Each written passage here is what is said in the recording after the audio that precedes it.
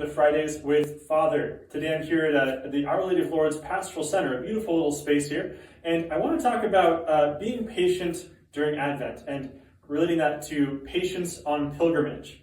I've promised many of you that I'd be sharing some stories of my pilgrimage when I went to Santiago de Compostela, walked the way of St. James, and finished at the tomb of St. James in Compostela, Spain. It was about a 63 to 65 mile walk.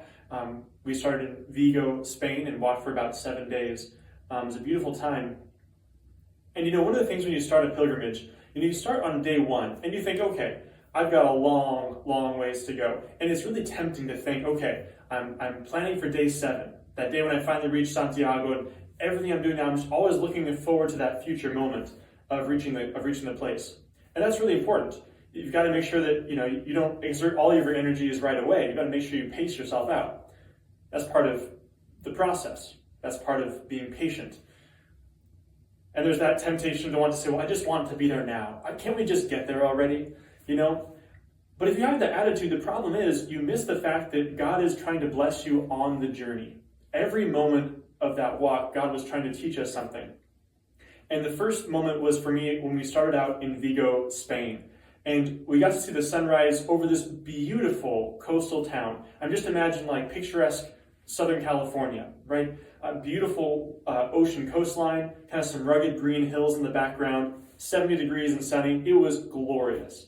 And it was so easy, or it would have been so easy to look ahead and think, wow, what's the end goal going to be like? But honestly, some of my favorite times was that first 2 or 3 days along that rugged coastline of Spain. Just gorgeous. And it was kind of like God was reminding me, look, I am here at every step of the way. I want to walk with you in every step that you're taking. So don't forget about that. I think that's true for us too as we're walking our life. Saints are made today, not tomorrow, not yesterday. Saints are made in the now. And sometimes we think, well, when I get to this part of my life, then I'll really work on my prayer life. When I get to that part of my life, then I'll have my vocation figured out. I'll be married, whatever it is. No, saints are made now. Whatever you're undertaking right now, even if it feels like a menial task, like maybe the job you have right now isn't what you want, or maybe if you're retired, perhaps you're trying to figure out what to do. Well, God's calling you to be a saint today, in the moment. And that's part of our patience as we work through this season of Advent, And I love how when in my house at least, my parents were teachers, and so we just never had time to decorate until it got closer to Christmas. But I love it in some homes will take, each week they're put up different things. And at first it's just the Christmas tree, right? And then you get the lights up. And then maybe another day you get all the tinsel comes out, right? And the nutcrackers come out, all the fun little things. And pretty soon you've got a full house ready to receive Christ at Christmas. And I think that consistency, that patience, enjoying those times in the moment and not getting so sucked up in the future or the past, but saying, no, today I'm called to be a saint. Today, this is how we're going to decorate for Christmas. Just like on pilgrimage. Today we're going to walk this many miles. We're going to walk our 6 or 7 or 12 or 14 sometimes miles.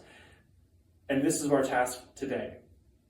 Another quick little story. There's one day, the weather was glorious on our pilgrimage. Just glorious. Sunny and 70 most days, except for one day. There was one day where it was about 59 and raining the whole day. And it was also one of the days we had to walk, 13 miles. So it was a long day in the rain. It was tough. But I'll tell you what, that one day, something about it, I think that I had some of the best conversations with the people I was with that day because we were having to work through this thing together. And it was hard. It wasn't fun. It wasn't, I wouldn't go back and choose that one day. But because we were in that place together, we had those conversations. We were able to be more vulnerable with each other, more real, more raw. And there's something to that. When we go through those periods of our life, and the fact is God allows us to endure suffering sometimes. He really does. He allowed Jesus to, why not us, right? Jesus suffered more than any of us would. But he allows us to endure suffering for a reason. And if we can embrace that and say, okay, Lord, what are you trying to teach me through this? Then I think we can come out better on the other end. So no matter what your days are filled like between now and Christmas, I pray that you can use this Advent as that daily preparation. God, what are you calling me to do today? To prepare for the coming of your Son at Christmas, that joyful day, but especially in that second coming. God, what do you call me to do that I can be a saint when your Son Jesus comes again in glory? This has been your Fridays with Father. Hope you have a wonderful day, and God bless.